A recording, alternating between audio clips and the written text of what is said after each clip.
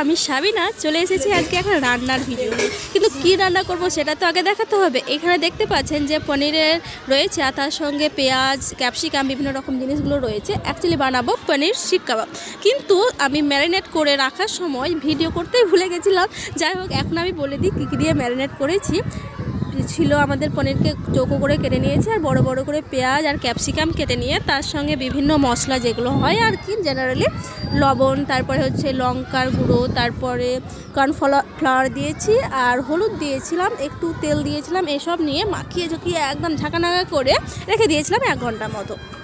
তা ফ্রিজে রেখে দেওয়া হয়েছিল। তারপরে এবার এগুলোকে দেখতেই পাচ্ছেন সুন্দর করে একদম সাজিয়ে গুছিয়ে ভরে নিচ্ছি একটা কাঠির মধ্যে।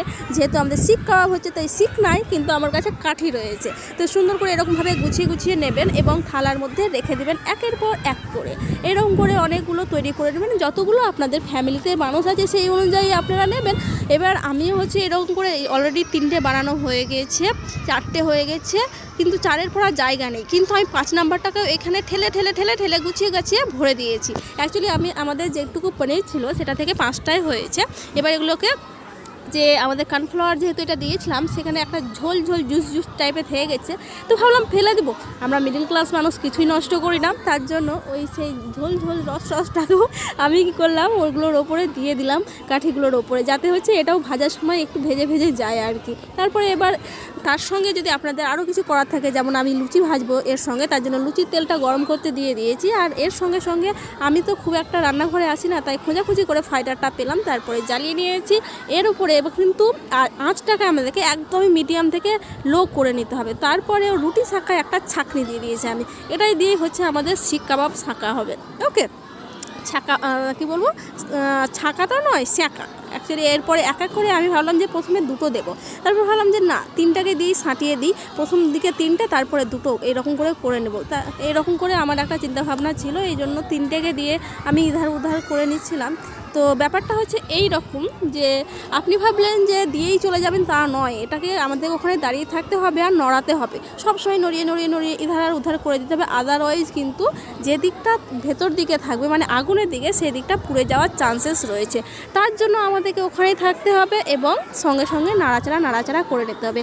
আর তার সঙ্গে আমাদেরকে খেয়াল রাখতে হবে লুচির জন্য যে তেলটা দিয়েছিলাম সেটা কি গরম হয়েছে না হয় নাই, সেদিকটাও আমাদেরকে একটু খেয়াল রাখতে হবে। যদি গরম হয়ে যায় তাহলে লুচি ভাজাও শুরু করে দিতে হবে। জ্যোতি চলে এসে আমাকে অ্যাসিস্ট করতে, আমার অ্যাসিস্ট্যান্ট জ্যোতি প্রথমে দিতে যাচ্ছিলো কিন্তু ভয় পাচ্ছে। আমি ওকে শিখিয়ে দিলাম যে কিভাবে দিতে হয়, যে সাইড থেকে আস্তে করে দিয়ে দিতে হয়, তাহলে তেল ছিটবে না। আর তেল যদি ছড়িয়ে যায় তাহলে অবস্থা খারাপ হয়ে যাবে। তবুও জ্যোতি ভয় পেয়ে আগেই মুখ ঢেকে আছে, যাতে তেল ওর মুখে না ছড়িয়ে পড়ে। ঠিক আছে, জ্যোতি বলছে আমি শিখে গেছি। হ্যাঁ, এইরকম করে দিতে হয়। তো ব্যাপারটা হচ্ছে যখন আমরা লুচি ভাজবো সব সময় আমাদেরকে আঁচটা একদম হালকা লো ফ্লেমে রাখতে হবে, এবং তাহলে লুচি কী হবে, খুব সুন্দর সাদা হবে এবং ফুলকো হবে। দেখতেই পাচ্ছেন জ্যোতি কিন্তু শিখে গেছে।